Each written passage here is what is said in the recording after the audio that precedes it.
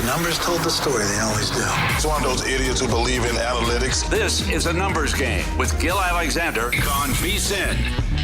Good Monday morning, everybody, as we welcome you to the latest edition of a numbers game presented by DraftKings from downtown Las Vegas. Our studio here at Bar Canada at the D. There was one other patron, Kelley Bydlon, when we walked in. There's now none, but that's okay. We're here to get the week kick-started. I'm Ben Wilson in for Gil Alexander the next few days, and we've got a lot to talk about. Yeah, it's a little different than Sunday afternoons when we're in here together, Ben. A little less people. I like it. It's nice. You do like it. You aren't having to yell the Sunday. That's you right. usually do. There's the pan shot. If you want to come visit us, we could use some company over the next 2 hours, but minimal company, I suppose. We have a lot to talk about today, Kelley, because since the last edition of the show, NBA Finals now set, some early line movement on the odds. We also have a Stanley Cup Final that we'll break down here in just a second. College baseball regionals are now well underway. Several true winner-take-all games today. By tomorrow, we'll have the full Super Regionals set. French Open continuing on. I've got a little two-player moneyline parlay that gets underway in just over an hour as we are into the round of 16 at the French Open, week number 2, or week deux. Sorry, I should have said that properly at the French Open.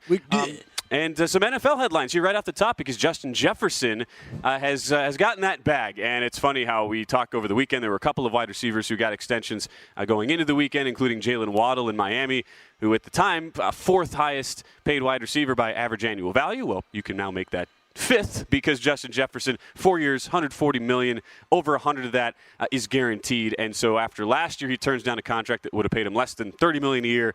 Now he is paid off by not signing that. He's up to $35 million a year, and it makes sense, Kelley, to do this now when you consider how amazing Jefferson has been, averaging nearly 100 yards receiving a game in his career so far, and also now just the uncertainty here. Minnesota in a very, very good division with a whole lot of question marks here at quarterback. Yeah, absolutely. And I think if you're the Minnesota Vikings, you've probably been watching what the Cowboys have chosen to do with Dak Prescott here for a while now, right? And get out in front of this and just give the guy his money now before that asking price just gets higher and higher and higher.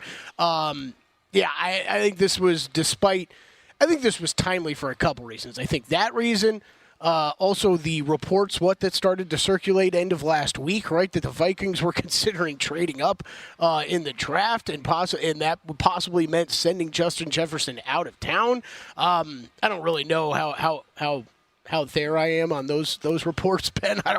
It's hard for me to grasp trading a guy of Justin Jefferson's caliber. But look, coming back to Minnesota now, this is going to be a new look Vikings team with a new quarterback, and man, it feels like a very new NFC North just overall from where we've come from 2-3 years ago. Well, now you have Minnesota. They're bringing up the rear here. A lot of that is due to the Sam Darnold, J.J. McCarthy combo there at quarterback, and you are right on the Justin Jefferson front where Dallas going with the we're all in but we're not all in strategy, right, which was an ambitious play, to say the least. I asked Mike Somich about that yesterday when we were hosting together. Mike will be one of our guests today, a Monday regular here coming up in our second hour. Since he's a poker player, I'm like, did you ever do that, Mike? Did you ever say I'm all in and then just not push your chips in the table? And he's like, yeah, that's not how it works when you play poker. You could say it; they'll push your chips in for you, basically. I mean, basically, right? It's sort of like in that arena, you sort of have to. But I'm left wondering, at least on the Minnesota front, and you obviously make the right decision here. You keep your biggest asset in your franchise, but it's sort of like a now what with the Sam Darnold brought in, meant to kind of be a placeholder until J.J. McCarthy is ready. Darnold's about a $2 favorite to be the Week 1 starter here. Does this turn into, worst case scenario, Kelley, a Larry Fitzgerald trying to catch passes from John Skelton and the like in the late 2000s, or does this at least become a thing where, because Jefferson is such a good talent above all else right now in the NFL, he is able to raise his quarterback's level to another dimension and at least keeps Minnesota competitive?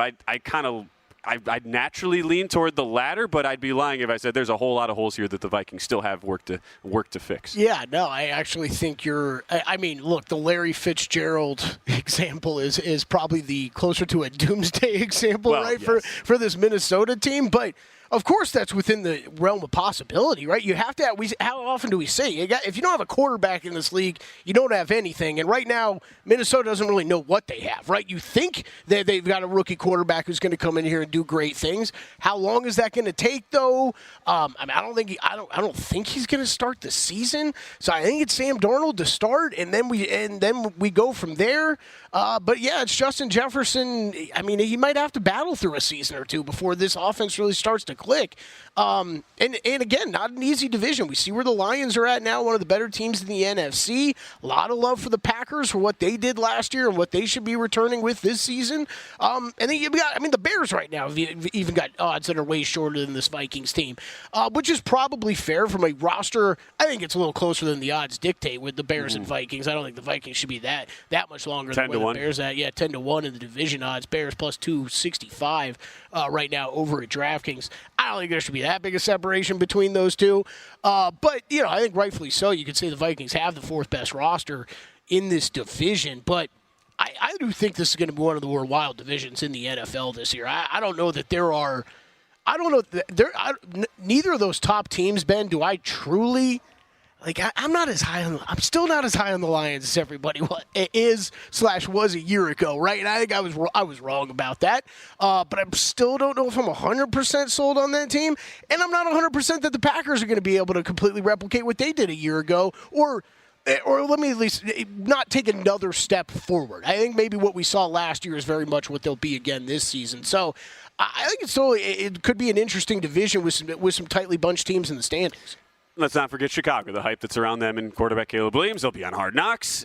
Whenever you have hype divisions like this, though, Kelly, you can't have three teams that go 13-4. It's just not how the math works. As much as people want that to happen. Justin Jefferson, I just pulled this up on the DraftKings regular season receiving yards prop, 1275.5. He was well on pace for that before injuries. Last year was already over 1,000 in 10 games a season ago, went over 1,800 in 2022. But the obvious caveat now is it's not Kirk Cousins throwing him the football. Right, yeah. And worth pointing out, just looking at strength of schedule stuff, Vikings with the fifth toughest based off of win total. So something to keep in mind. That will be absolutely a difficult schedule to get by this year. For now, it's Minnesota in general, betting-wise, it's a stay away from me when you think about all the success in 2022 with all the great positive variance that went their way. Right. And then last year, the struggle 7-10, yet so much negative variance. It was almost like the pendulum swung comically far the other direction, to the point where by the end of the season, I at least felt like Minnesota was being undervalued in the market, yet they just kept on losing games, and then you had injuries, and it all just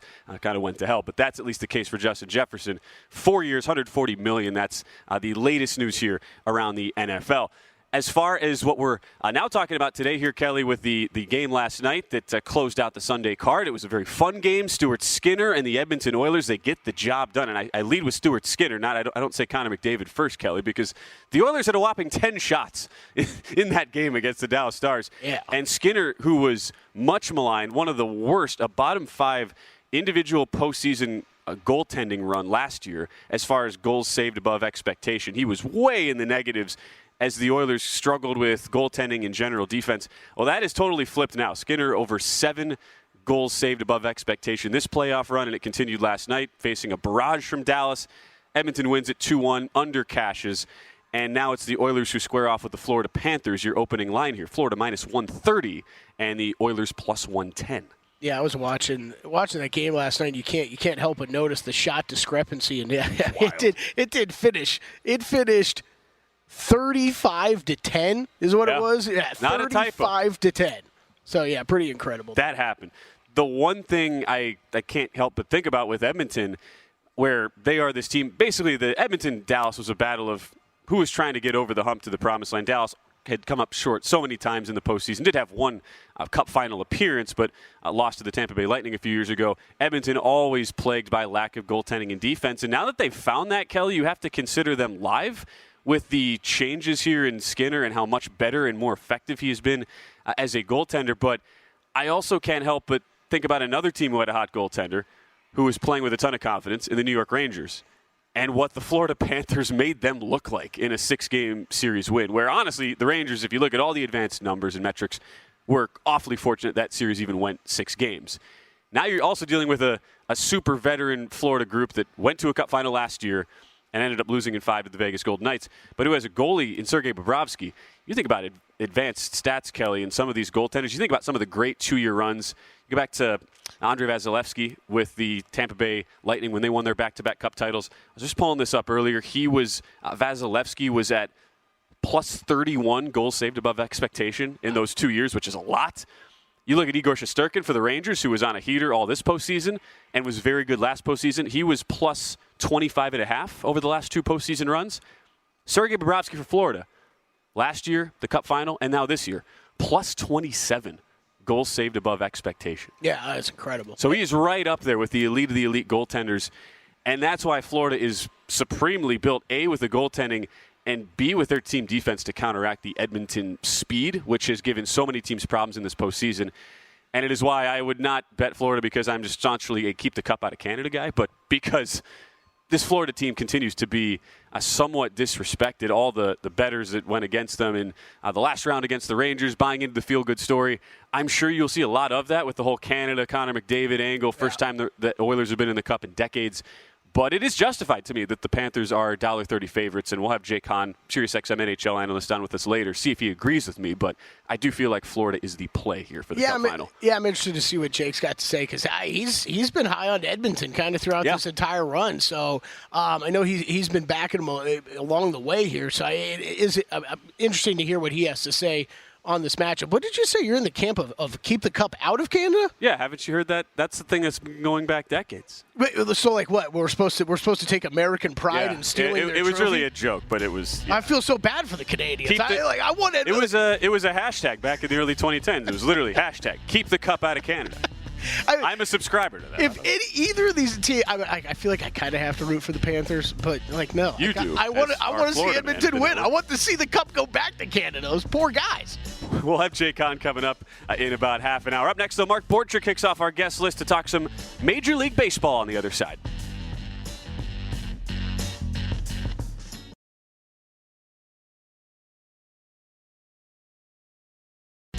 A numbers game on VSiN, the sports betting network. Act now and save big for a limited time. Get an annual subscription to VSiN Pro at an unbeatable price. Normally $240 a year. You can now subscribe for just $199, and we'll throw in an extra month for free. That is 13 months of VSiN Pro access for less than 50 cents a day. With VSiN Pro, you'll gain instant access to our daily best bets, real-time betting splits, exclusive betting systems, premium analysis, and 24/7 video content. Don't miss this incredible offer. Visit VSiN.com/subscribe right now and use promo code ANG to claim your discount and bonus month. This special deal won't last long. Go to VSiN.com/subscribe today and use promo code ANG.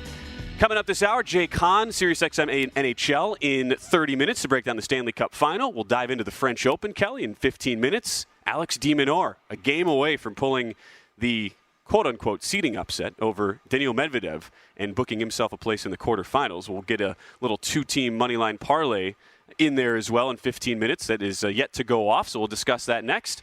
But right now, we welcome in our pal Mark Borchard at Base Winner. Joins us every single Monday as we got to our progressive guest line and welcome in Mark. You know, Mark and I, Kelly, were in the last segment just having a great spirited discussion on the cadence of Major League Baseball broadcasters, which I think is a great discussion to have.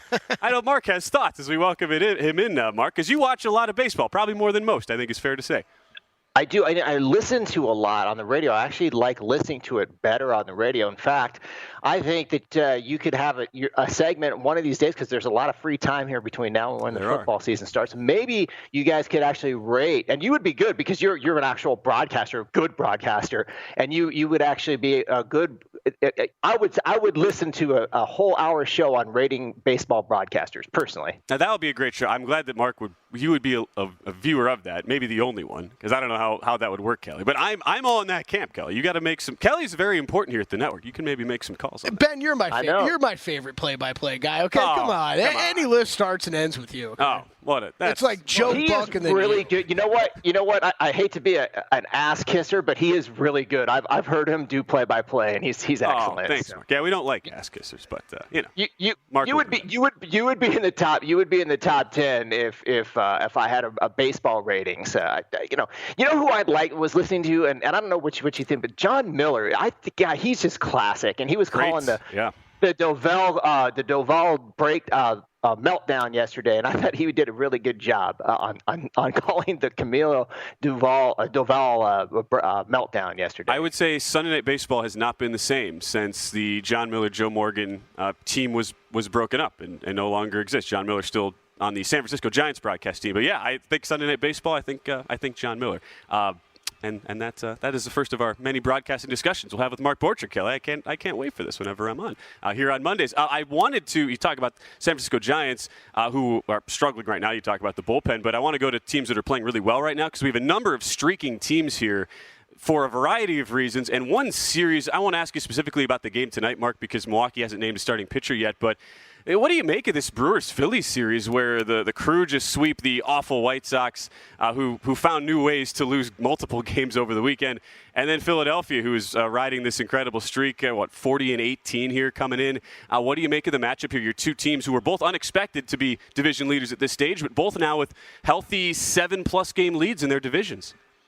Yeah, it's interesting. I was higher than most on the Brewers before the season started, and I think I have them at either plus 650 or plus 600, and I didn't think that they would have a 7.5. I was like more bullish on them than the average guy, and I didn't think that they'd have a 7.5 game lead. In fact, they have the biggest lead in baseball of all the teams leading their division, and I don't think you could have predicted that prior to the season. On June 3rd, the Brewers would have the biggest lead, and the Phillies, they just keep hitting and getting really good pitching from I think it's expected to get a really, like, you talk about a low variance, high production guy with Zach Wheeler, so that's no surprise. But Suarez to me has been very surprising. So I don't know. I personally, my numbers are real high on the Braves. I think the Braves can still get there and win that division. But this Phillies team, I like them to make the playoffs, did not like them to win the division. This particular game here, the two starters I have, as we just talked about, Wheeler, against Bryce Wilson, I have it priced at minus 132, and it's hard to get a price on this particular game. I don't know if I'm going to be playing much on this game, or on this series. I think it's one of those series where I want this Brewers team to kind of prove it to me. I mean, I've got them rated ahead of the Phillies offensively. I have them 5th in baseball, and that takes a look at 500 plate appearances for each guy in that lineup. So it's a pretty decent sample. And I mean, they've been surprising, honestly. I mean, it's kind of hard to say that they're the 5th best offense in baseball, really.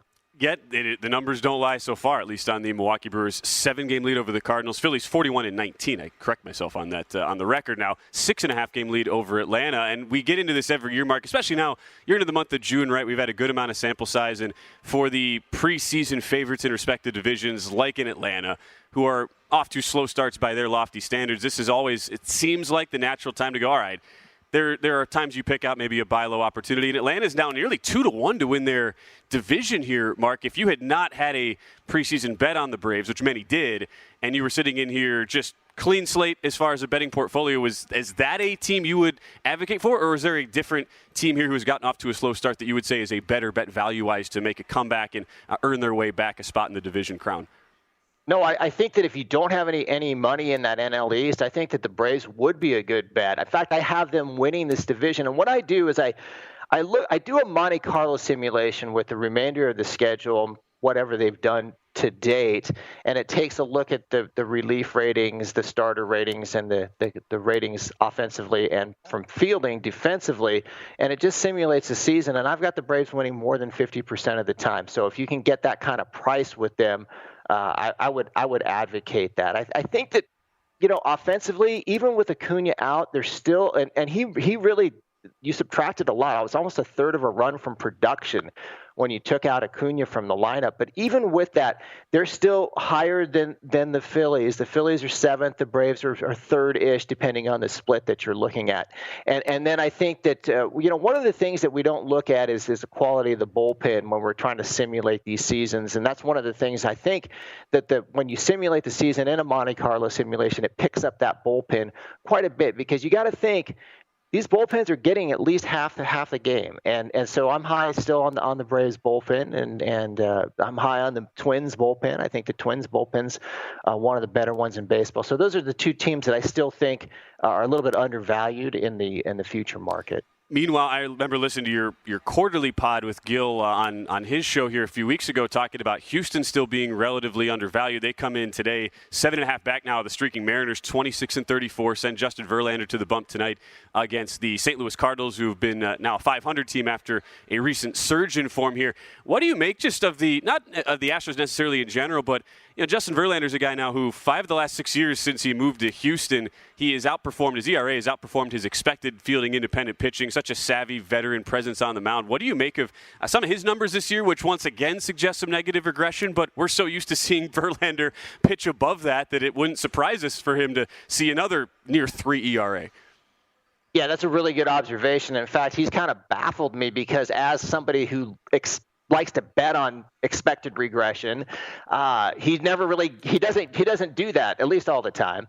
And I think that sometimes you have a pitcher that, and I hate to say, well, it's just a quality of his spirit, whatever, if you're a metric handicapper, but maybe the guy just outperforms his advanced metrics.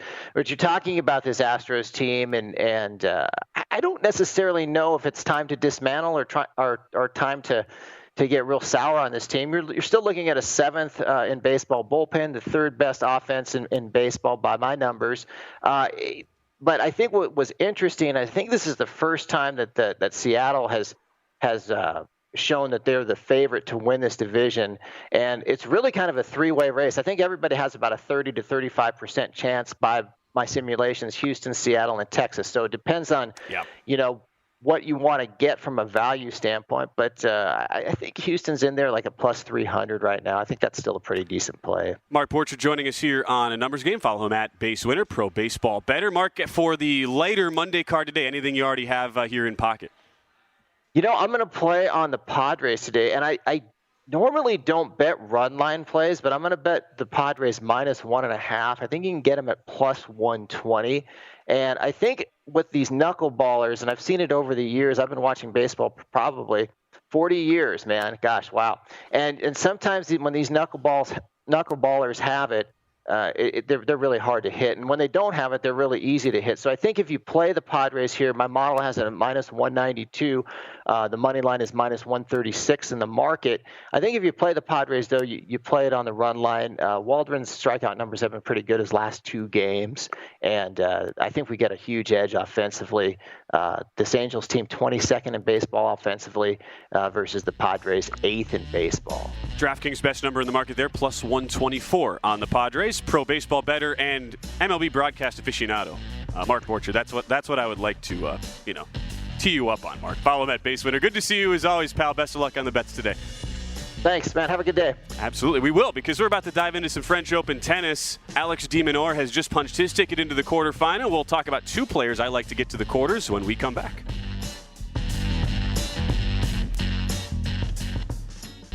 A Numbers Game on VSiN, the Sports Betting Network. This segment of A Numbers Game is brought to you by Zyn Nicotine Pouches. America's #1 nicotine pouch. Zyn is smoke-free, spit-free, hassle-free, and can be enjoyed anywhere, anytime. Whether you're managing your fantasy lineup on the go, watching the game from the stands, or from your couch, you can get the nicotine satisfaction you want with Zyn. Find your Zyn at your local convenience store or online at Zyn.com. That's ZYN.com. Warning, this product contains nicotine. Nicotine is an addictive chemical. We continue on the Monday edition of A Numbers Game. I hear from Bar Canada at the D. Thanks to Mark Borchard at BaseWinner for joining us. He likes Matt Waldron of the Padres today. On the run line, plus 142. They're on the road against the lefty Tyler Anderson and the LA Angels. It led Kelly and I into talking during the break about the rise and fall of knuckleball pitchers. Not many left anymore. How many are there? I don't think there's many. It's okay. Like you count them on one hand. It's like it might be me, like on starting rotation. I tried to throw. This was in Tim Wakefield's heyday. It's early 2000s. I'm in Little League baseball and I'm pitching and I'm like, it'll be fun. Just throw a knuckleball. Yeah, give it a shot. See what happens. Yeah. Never tried it before. I throw one. it was obvious what I was trying to do. It didn't. It got like halfway to the mound. I was gonna say. I look to my right. I see our coach just doing the slow walkout. He's got his head down, just doing the like hands on hips, like the kind of the Wilson, if you ever try that again, comes out, brings the whole infield in. He's like, "Hey, Ben, never throw that. Throw strikes."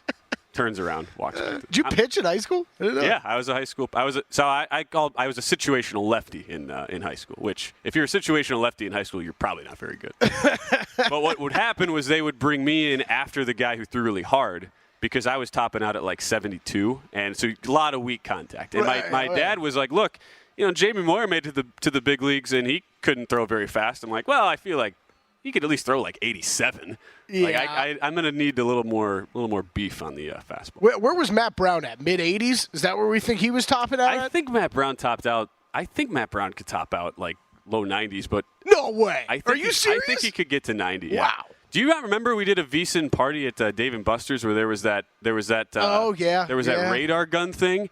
And our lead engineer, Ken Sports. I was going to say, all I remember is Ken. Was unreal, and Matt Brown basically threw out his arm, but he was willing to do it to prove he could throw really fast. And I don't remember what it clocked at. It wasn't like an official thing, but it was definitely like high 80s. Yeah, we're talking very scientific here. The Dave & Buster's pitching machine. Yeah, because that's certainly on an analytics show, no less. We really trust the Dave & Buster's, the pitching radar. That's great. Did you do play-by-play while you pitched?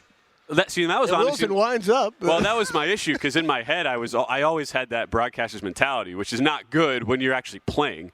I think it would be hilarious. Honestly, that killed me in tennis because I would be like, all right, like 40-30, massive point in my head, and of course in your head you're supposed to be thinking, all right, serve in, second shot, like you're supposed to be thinking all these things, and I would just be doing the broadcast in my head. So. That explains why I didn't have a pro career. Only that, Kelly. It was no other reason why. Yeah, that's it. Yeah, absolutely. Speaking of tennis here, French Open, big upset win for Alex de Minaur, although he was getting a lot of respect in the market today. He was a short dog to Daniil Medvedev, who has been a perennial struggler on clay. De Minaur into the quarters. He'll face the winner of Alexander Zverev and Holger Rune, which gets underway later today. I do like Zverev, Kelly, in that match, who something that has been maybe under-discussed is how Zverev, for being just this power server, hugely imposing figure, his game is shockingly translated really well on clay, which you wouldn't think a big server like Zverev would do so. This draw has opened up really nicely for Zverev, who dispatched the injured Rafael Nadal in straight sets in round number one. I like Zverev to get through this quarter and at the very least give Novak Djokovic a very, very good run. Djokovic has looked very shaky so far. He needed 5 sets to get past Lorenzo Musetti in a match that ended at 3:09 a.m. the other night. He's playing Francisco Cerundolo. They just got underway right now there on Philippe Chatrier on center court there at the French Open. But Zverev today, he's about a $2.70 favorite. So I like Zverev overall here to continue to advance over Holger Rune, who's only winning about 101 combined serve and return points. Zverev is winning over 40% of return points, which is very, very good, and is at about 108.5% on his combined points won. A big, big edge there over Rune, who's been very inconsistent so far. He's a young player with a ton of upside, but just has not been able to put it together, especially with deep runs at slams to this point. So I like Zverev today. I'll pair him with not a king of clay, but kind of like a prince of clay, Kelly. Casper Ruud, very, very good on clay. He's been a French Open finalist in the past before losing to Rafael Nadal. He gets the American Taylor Fritz, whose clay court numbers have actually gotten a ton better. Fritz is not that far off. His numbers are almost as good as Ruud's are on clay, which is really impressive. But the experience here is the difference for Ruud, who has the tool bag to take out Taylor Fritz, the American, who's played a lot of long matches so far in his run-up. That is a match that gets underway in about 45 minutes with Taylor Fritz and Casper Ruud. They're both about minus 270 favorites. I got this, talked about this yesterday on the handle when it was minus 104 on the two-player moneyline parlay. You pay a few more pennies now, more like minus 110, 115, but that is still the way I would attack it today, men's side of the French Open. Those are two round of 16 matches there, Kelly. I like it. Yeah, we're getting to the good stuff in the tournament. It is. We are. It's wild, and the men's side just feels a little. It still feels a little bit more wide open. I want to ask you about some of these futures odds that we're looking at. Obviously, these will be adjusted after today's action with everybody playing. Some of the big names in action today. I keep saying I'm going to bet Djokovic. I still haven't bet Djokovic yet. What do you think on Novak right now? He had to play a 5-setter over the weekend. You worried about him? I am. Yeah. I am. And I'm somebody who last year, I mean, if you go back to last year, the odds, everybody was expecting that to be the passing of the guard. Carlos Alcaraz was a pre-tournament favorite when he was yet to do it at the Grand Slam level. Novak Djokovic was still in very, very good form. That's the difference between last year and this year. I mean, Djokovic lost a match to a player outside the top 100 before a final. He played a tournament in Geneva he had never played before because he was clearly so concerned about his level of play. Didn't even win that tournament, which was an ATP 250 level event. That's like John Rahm being like a plus 150 favorite at the whatever Spanish tournament. Right. You know? Yeah. Like that's the and sort missing of the cut. And missing the cut. That's sort of the equivalent there. What happened with Novak Djokovic? So last year he was still in great form, but the market was just assuming Alcaraz was at another level. This year, the pricing isn't all that far off Djokovic and Alcaraz, yet the form is just not even close to being there. And that's why I give Zverev a very good chance on that top half of the draw. Zverev is 8-1. Then again, that's coming into today. Were he to advance, that would shorten. But Zverev will be a dog to Djokovic, but it will not be the size of dog that Zverev and players of his ilk have been to Djokovic in the past. I certainly give him a very good puncher's chance to win that if it were to be a semifinal between Zverev and a Djokovic. All right, power rank this men's side for me then right now. Is it Alcaraz 1 for you, Ruud 2? It is, no, I would say it is Alcaraz. I would actually say it's Alcaraz 1, Sinner 2, but they're on the same half of the draw. Both Alcaraz and Sinner had major injury question marks coming in. And Sinner looked very shaky to start yesterday. He dropped his opening set as a near 1,000 favorite against Corentin Moutet, the Frenchman lefty, then won the next 3 sets convincingly. With Alcaraz and Sinner, if they prove to me they are healthy, which it seems as this tournament has gone on, both have not had any real health scares so far. Alcaraz beating Felix Auger-Aliassime yesterday in straight sets. As Alcaraz will face Stefanos Tsitsipas in the quarters tomorrow. Sinner will face Grigor Dimitrov. Those are, to me, still the top 2 favorites. I would then, I think to me it's very, very tight. Djokovic, Zverev, Ruud. And I've heard some smart tennis bettors say, look, Ruud, the value there as a double-digit shot, who's on the bottom half of the draw, is not a bad play there. I don't necessarily disagree, especially when you compare those 3 being very, very close. And all being kind of, to me, in the same range. I'd say it's like 3A, 3B, 3C between Djokovic, Zverev, and Ruud. And that's just simply based on the current form right now. I need to see more out of Djokovic, and his level just is not there. I'm staying away then, I guess. It's going to be like the first time in 5 years I haven't bet Joker at the French. I don't know why I always bet him at the French. He's always longer odds there. He's won last year. I mean, in the semifinals. I know it's on his best surface. I know. I mean, Djokovic was plus like 170 against Alcaraz in the semifinals, and was over 2-1 to win the tournament last year. But not all tournaments, not all years are created the same way. Thoughts on the women's side? Anybody winning this thing besides Iga? I realize this is clay, so this is Iga Swiatek. It's her surface, it's her tournament. She had the rarely seen double bagel over the weekend, 0-0 over Anastasia Potapova yesterday in the 4th round. I have weirdly become this like Aryna Sabalenka stan, though. I feel like within the tennis circles, it's not her surface. She's 4-1, looked very good today over Emma Navarro, 2-3 win over the American. But I consistently believe that Sabalenka is a lot closer to Swiatek, just in a very general sense. If we take surface out of the equation, Kelly, then most people would have you believe. Okay. To the point where on hard court surfaces or grass, I'd only make Swiatek the slightest of favorites, but this is the French Open. This is clay. Swiatek deserves to be a pretty heavy favorite. But it wouldn't be stunned here if Sabalenka gives her, if you get a Sabalenka-Swiatek final and you see Aryna Sabalenka really push Swiatek in that sense. We've already seen one big server, Naomi Osaka, nearly take Swiatek out. That was 7-5 in the 3rd. And Sabalenka has been historically at a much higher form than Osaka over the past couple of years. So it wouldn't shock me if Sabalenka at least gives a scare to Swiatek. That's my take on the women's side. Okay. All right. I like it. French Open. You're scaring a lot of people out there with the Iga tickets. Well, I'm just trying to play devil's. I've said it. Skill show. I'm just trying to play devil's advocate here. I love the game of Sabalenka. Swiatek still probably wins the tournament. That's all I'm saying. When we come back, Jake Hahn from SiriusXM NHL breaks down the Stanley Cup Final next.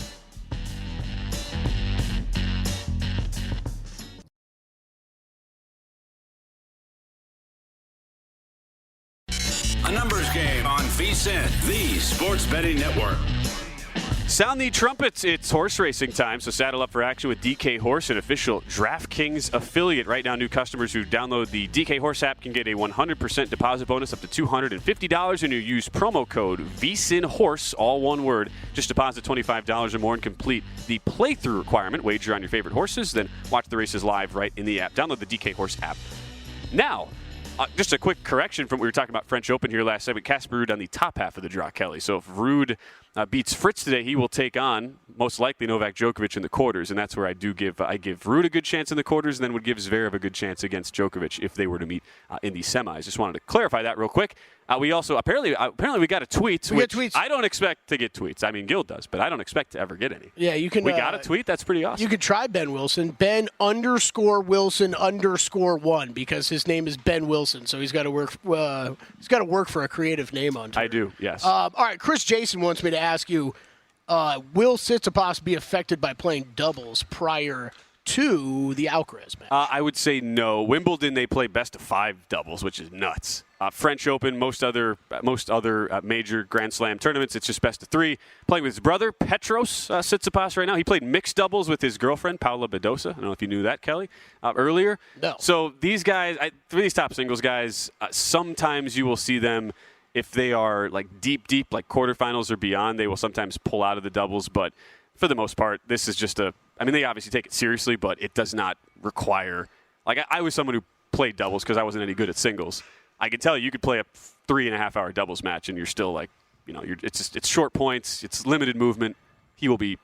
I would not factor that into a handicap for tomorrow. Good to know. I would factor in the fact he has to play Carlos Alcaraz, who looks amazing right now. A bit bigger deal. Again, that is at Ben_Wilson_1. And I got a couple others, but they're just comical because it's everybody hating on you for not saying Iga. Oh, really? That Iga's going to definitely win this thing, basically. That it's not that the minus 190 does not correlate to 100% probability of her winning. I'm just giving the devil's advocate. I still expect Iga Swiatek to win the tournament. All right, let's go out to our progressive guest line right now because the Stanley Cup Final, it is set. We know it will be the Edmonton Oilers representing the West against the Florida Panthers in the East, and we go to our pal Jake Hahn, who joins us from Toronto right now on the progressive guest line to break it all down.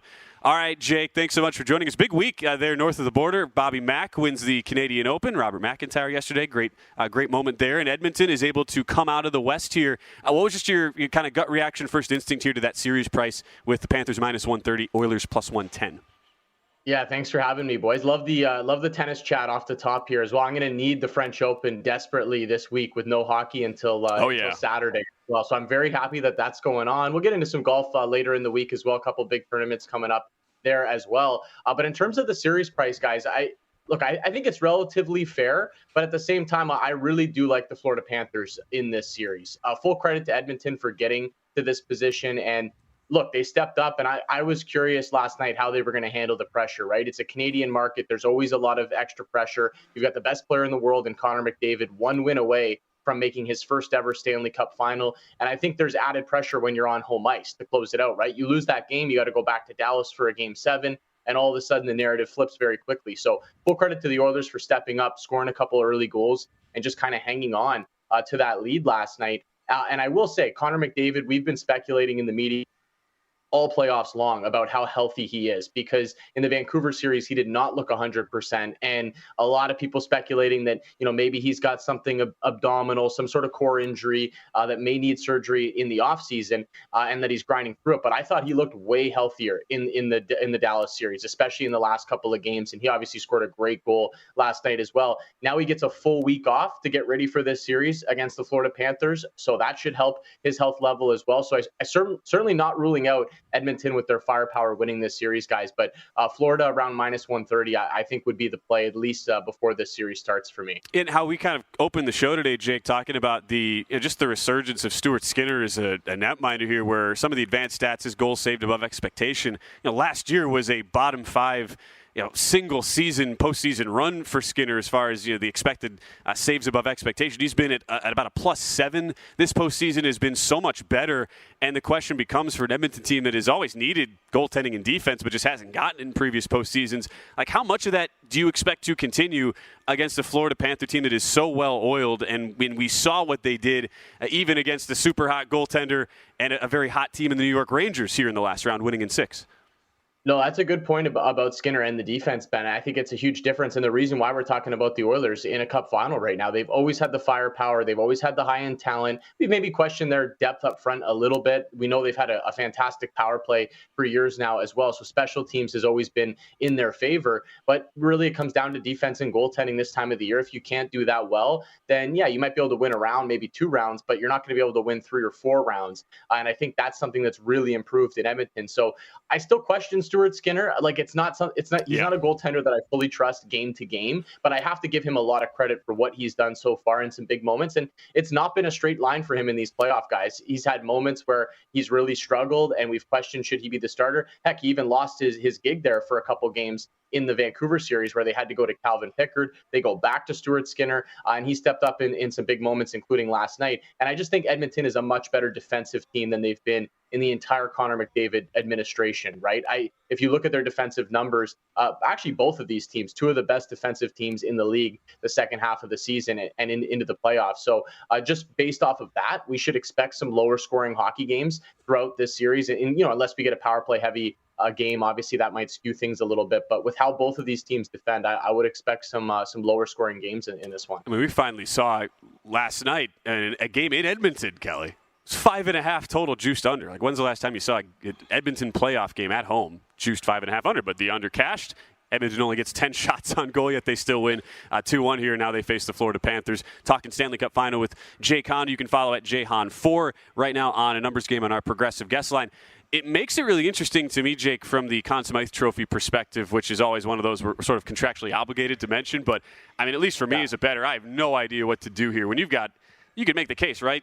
3 players at least on each team having a very, very good case to be made for why they should win the trophy. McDavid, because of the name recognition, is likely why he's the favorite at +220. Alexander Barkov is the slight Florida favorite at +425. Sergei Bobrovsky, who's been incredible, right behind him at +450. Where do you even start here if you were looking to recommend something for people wanting to dive into Conn Smythe? Yeah, you're right about the name recognition in McDavid and why he would be the favorite. And the books are going to take more money on McDavid, obviously. People want to bet him in this market and think, well, if Edmonton's going to win the Cup, it just makes sense. McDavid's going to win the Conn Smythe. It's going to go, hand in hand with his legacy as one of the great players of this generation. In terms of an odds play, I don't think there's much value in that number right now, especially if he is, dealing with some sort of injury. I think the week off is going to help him a lot. And like I said, he did look healthier these last couple games in the conference final. But I would pivot to Leon Draisaitl on the Edmonton side of the ledger. He's had a monster playoff so far, and there is recency bias in this award. So if it's close between those 2 guys in terms of their point total, but Leon has the big moments in a game 5 or a game 6 or something like that, then they might go with him for the award. Zach Hyman also has had a monster playoffs in terms of goal scoring. I mean, guys, if he has a great Stanley Cup final here, he could set the record for most goals in a playoff ever in NHL history. So that would be quite the record to have. And maybe that builds a case for Hyman as well. So I think the Edmonton side is interesting. In terms of Florida, you could go many different ways, but the number at the top is Alexander Barkov. And I think he's just been the best Panther, both ends of the ice, the entirety of the playoffs. And I think if the Panthers win it, I have a gut feeling it's going to go to Barkov. Media loves him. Everybody respects him as a 2-way player in this game. So unless somebody has a Monster Cup final for the Panthers, I think Barkov should be the guy that receives that beautiful Conn Smythe trophy. He is Jake Hahn joining us here on the Progressive guest line. Yeah, so many different ways to parse this together, so many menu options right now at DraftKings. Anything else that you've looked at just early thinking might be some good value here before the next few days and people start betting this stuff a little more heavily?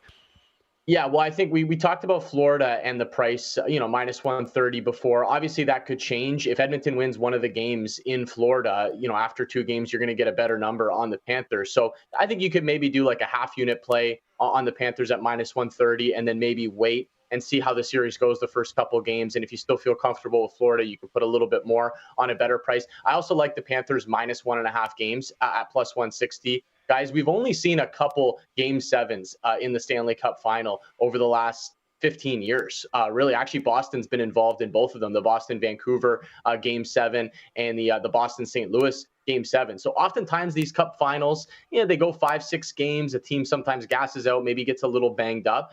So if you like Florida, I think I'd be willing to lay that -1.5 games to get some plus money and say that this thing's not going to go 7. It's a good call. I'm with you on the Panthers love as well. I'm glad we were on the same page here, Jake, as we roll in. And Kelly, it's weird. We can all be on the same page. Well, Jake's been high on Edmonton, so I think this really tells you that Florida. Well, it's funny. Of the three of us here, Kelly, our resident Florida man, has admitted he's rooting for the Oilers. And Jake, our Canadian, is betting the Panthers. I just want that cup to go back to Canada. I feel so bad for all the Canadians. Poor Jake and all his buddies. I think Kelly's the only American who feels that way. Anyway, Jake, good to see you as always, man. Big week for you guys up north of the border. Yeah, great to see you, boys. Have yourselves a nice week. We absolutely will. We'll reset everything as we get set for hour number 2 right here on A Numbers Game from VSiN, the Sports Betting Network.